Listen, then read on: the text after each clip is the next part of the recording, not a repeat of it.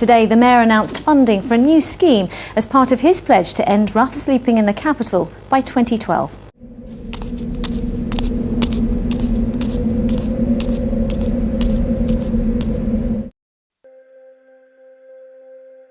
There are currently 8.5 million people living and working within London.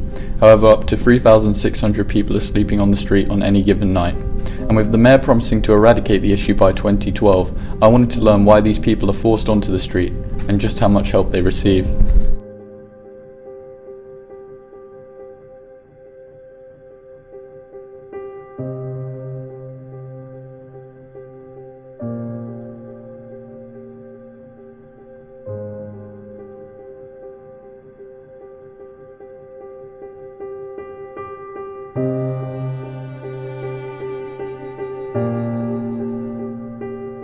Rough sleeping has risen by 30% in the past year in the UK, and the worst affected area is Westminster. 2/3 of current homeless people suffer from either mental health issues or drug and alcohol dependency, and the average life expectancy for people on the street is 47, which is a massive difference from the 77 of the general public. Though not everyone living on the streets is there due to addictions and health problems, as many are forced onto the street for other reasons. I interviewed two men from different generations to learn what put them on the streets. Okay, so how long have you been living on the streets for? 20 years.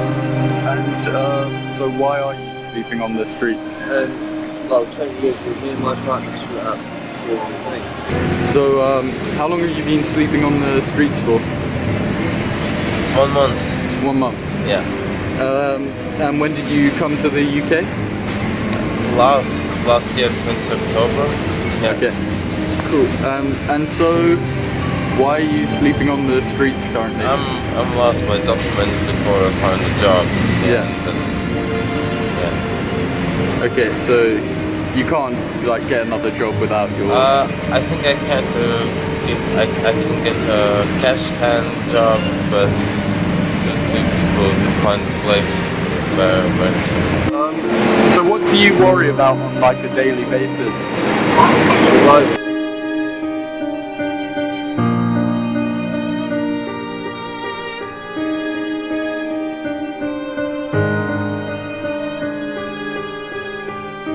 It is currently illegal to beg on the streets for money in the UK, so police are just doing their jobs when they are removing people from the street for begging. But there have been increased reports of police abusing their power regarding homeless people. I wanted to know if there was any truth in this. How do the police treat you? 3 times police,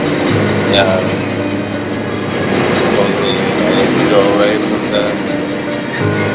from the place where I sit. How do the police treat you on the streets? They leave you alone, they cause trouble. Yeah. They can arrest you, but you're not going to do trouble. They'll leave you alone. Leave you alone. If we drink alcohol, we've got to check the beer, you know what I'm drinking. And I can't remember when it's come to law. I got 26 for this month, with the daughter, like twice. They've been caught with more than 2 bags on them. If you get caught with more than 2 bags on, you will get arrested and you will be done for possession.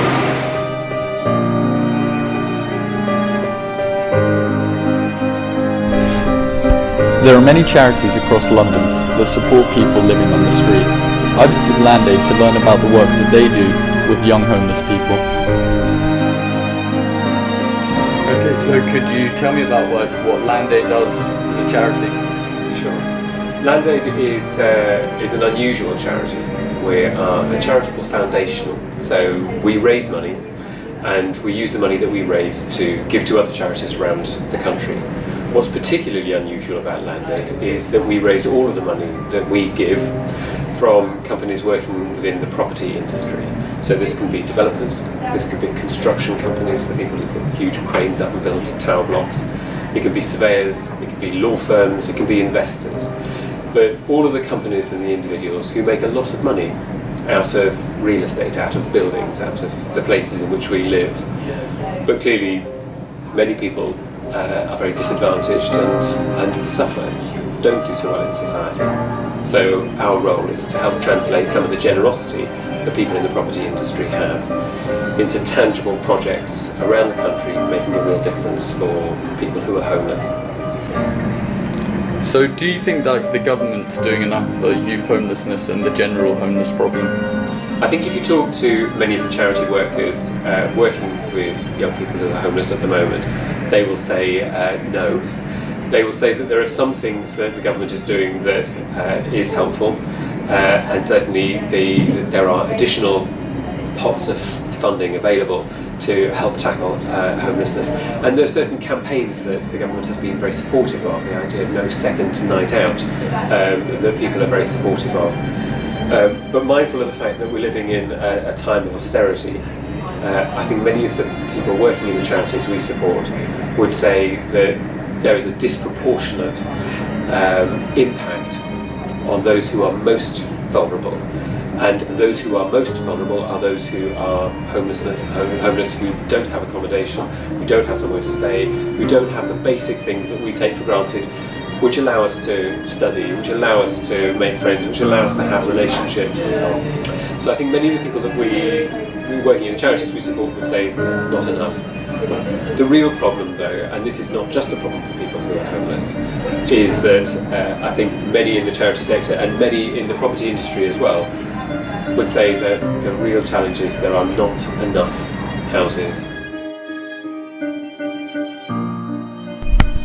What I've learned from producing this documentary is that we shouldn't make a snap judgment when we see someone on the streets, as they could be there for reasons beyond their own control. And to beat homelessness, we need to take the situation into our own hands and work from the bottom up to provide funding for organisations such as Land Aid, who are making a huge difference in local communities. And together this problem can be solved.